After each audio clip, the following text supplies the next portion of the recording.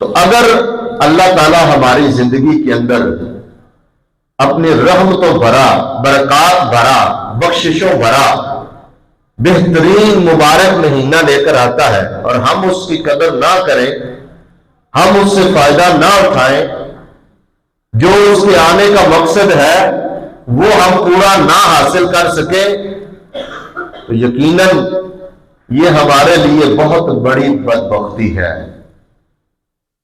یہ بہت بڑی محرومی ہے، یہ اللہ کے نبی صلی اللہ علیہ وسلم کی اس بد دعا کا استحقاق ہے جو نبی علیہ الصلوۃ والسلام نے جناب جبریل کی بد دعا پر آمین کہی ہے۔ یقیناً یہ مہینہ اللہ کی طرف سے ایک بہت بڑی نعمت ہے اور احسان ہے۔ ہم نے اس مہینے سے کیسے فائدہ اٹھانا ہے، چند باتیں میں نے آپ کے سامنے گوش گزار کرنی ہے۔ سب سے پہلی بات تو یہ ذہن نشین کر لیں، کسی بھی عمل کرنے سے پہلے انسان اپنا تھوڑا عقیدہ چیک کرے، کیونکہ عمل کی بنیاد عقیدے کے اوپر ہے۔ ظاہر بات ہے رمضان کے اندر نمازیں بھی ہم نے پڑھنی ہے، قیام اللیل ہونا ہے، تراویح سحری کے اہتمام، اسی طرح افطاری کے اہتمام، دیگر بڑی بڑی نیکیاں، لوگ اللہ کے راستے میں بہت زیادہ مال بھی خرچ کریں گے، زکوٰۃ بھی ادا کریں گے، اور سب سے بڑی عبادت اس کے اندر جو بندے روزہ رکھیں گے، جو خالصتاً اللہ رب العالمین کی رضا کے لیے ہوتا ہے، جس کے بارے میں اللہ تعالیٰ خود فرماتے ہیں کہ یہ میرے لیے ہے، یہ بندہ خالص میرے لیے رکھتا ہے اور میں اس کی جزا دے سکتا ہوں، میں ہی اس کا بدلہ دے سکتا ہوں۔ کتنا بڑا بدلہ ہے یہ اللہ کو پتا ہے، ہمیں نہیں پتا۔ وہ عظیم ہستی ہے، وہ عظیم ذات ہے جس کا بدلہ، جس کا ثواب بیان ہی نہیں کیا، بلکہ فرمایا میں اس کا بدلہ دوں گا۔ انسان جتنا مرضی بڑا وہ ثواب اور بدلے کا ذہن بنا لے، پھر بھی اس وسعت کو نہیں پہنچ سکتا جو وسعت اللہ رب العالمین کے پاس ہے۔ جو انعام اللہ تعالیٰ کے ہاں تیار ہے، ہم اپنی عقل سے اس کا احاطہ بھی نہیں کر سکتے۔ تو یقیناً یہ اعمال تبھی اللہ کی بارگاہ میں قبول ہوں گے جب ہمارا عقیدہ بالکل ٹھیک ہوگا۔ اپنا عقیدہ درست کر لیں، اپنے قبلے سمتیں درست کر لیں، اللہ رب العالمین کے بارے میں اپنا عقیدہ صاف ستھرا کر لیں۔ اگر کہیں عقیدے کے اندر لغزش ہے، کوئی تزلزل ہے، کچھ شک شبہ ہے یا کسی قسم کی کوئی کمزوری ہے تو اس کو دور کریں، اللہ کے اوپر ایمان کو مضبوط کریں، اپنے عقیدے کو شرک سے پاک کریں، اللہ تعالیٰ کے بارے میں اپنا جو عقیدہ توحید ہے اس کو مضبوط کریں، اس کی تجدید کریں، اس کے بارے میں نئے عزم کا اظہار کریں۔ اس لیے کہ ہم نے بہت بڑے کام ایسے کرنے ہیں جس سے ہم نے اللہ تعالیٰ سے، جن کے ذریعے ہم نے اللہ رب العالمین کی رحمت سے، رب کریم سے جنت لینی ہے انشاءاللہ۔ تو اللہ رب العالمین سے اتنی بڑی چیز لینے کے لیے اپنے آپ کو تیار کریں، اپنا عقیدہ درست کریں، اپنا ذہن صاف ستھرا کریں رب کے بارے میں۔ اور اس کے بعد جو دوسری بنیادی چیز ہے ان تمام اعمال سے پہلے، وہ ہے نبی علیہ الصلوۃ والسلام کی سنت کی پیروی، آپ علیہ السلام کا طریقہ۔ یاد رکھیں یہ بات صرف جذباتی نہیں ہے، مسلکی بات نہیں ہے، فرقہ وارانہ بات نہیں ہے، حقیقت پر مبنی بات کہنے لگا ہوں۔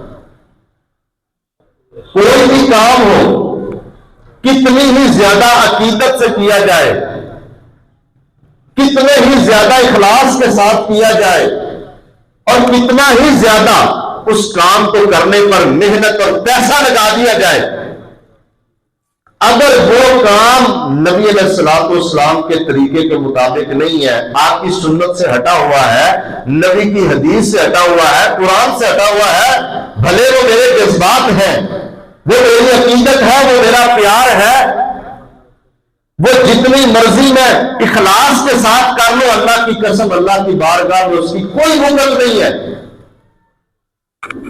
اللہ تعالیٰ کے ہاں اس کی کوئی قدر و قیمت نہیں ہے۔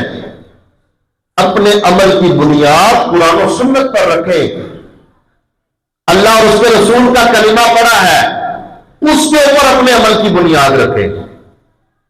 میں نے روزہ رکھنا ہے، قرآن مجید کی تلاوت کرنی ہے، اذکار کا اہتمام کرنا ہے، میں نے قیام اللیل کرنا ہے، تراویح کا اہتمام کرنا ہے، قرآن مجید کی تلاوت کرنی ہے، میں نے لوگوں کے روزے افطار کروانے ہیں، سحری کا اہتمام کرنا ہے، اللہ کے راستے میں مال خرچ کرنا ہے، بڑی بڑی نیکیاں کرنی ہے، روزہ رکھنا ہے۔ دیکھیں ذرا کہیں ایسا نہ ہو کہ میرے روزے، میرا وہ مال، میرا وہ وقت، میری وہ صلاحیتیں، میرا وہ رات کا جاگنا، یہ سارا کچھ کہیں برباد نہ ہو جائے۔ اللہ کے نبی علیہ السلام کی سنت کو دیکھیں، آپ کا طریقہ کار دیکھیں اور پھر عمل کریں۔ اپنا عمل قرآن و سنت کے مطابق رکھیں، وگرنہ بربادی ہے۔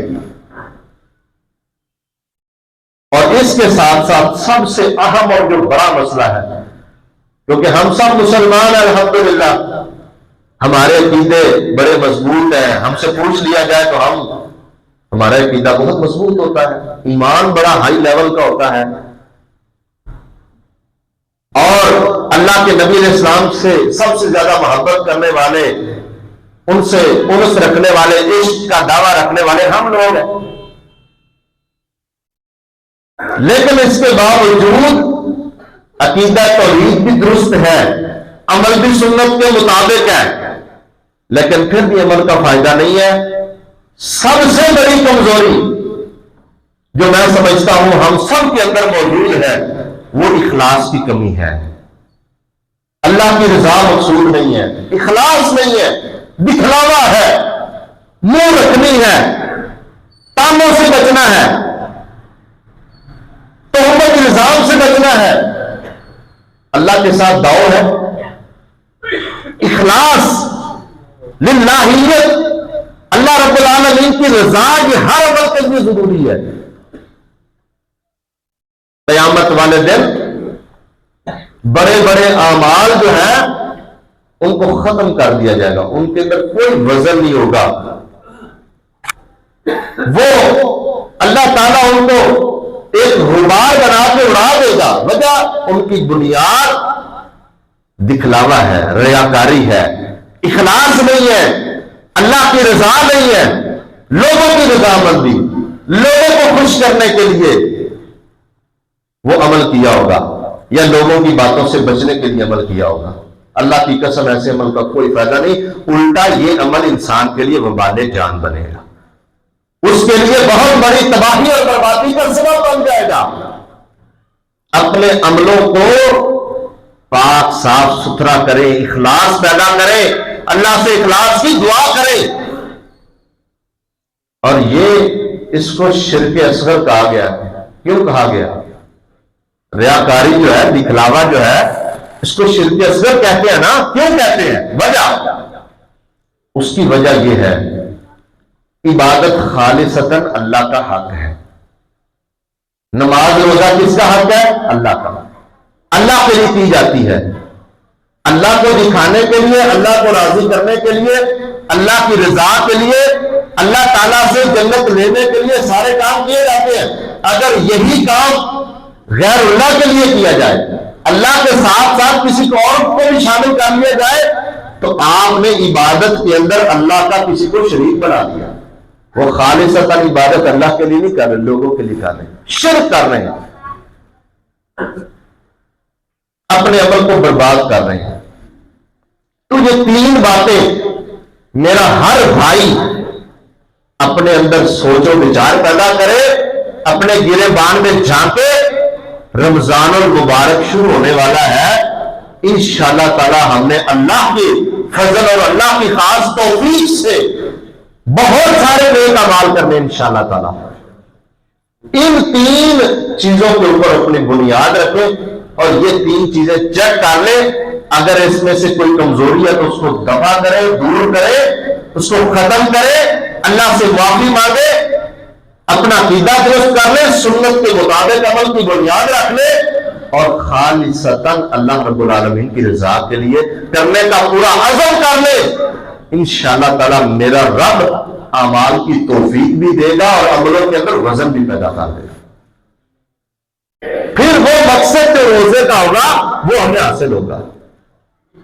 ایک بات میرے ذہن میں آئی آج، ہم میں سے اکثر لوگ یہ بھی کہتے ہیں نا کہ رمضان کے اندر تو شیاطین جکڑ دیے جاتے ہیں. پھر گناہ کیوں ہوتے ہیں؟ اس لیے کہ ہم نے رمضان کے اندر جو شیاطین کو جکڑنے والا نسخہ ہے نا وہ اپنایا ہی نہیں ہے.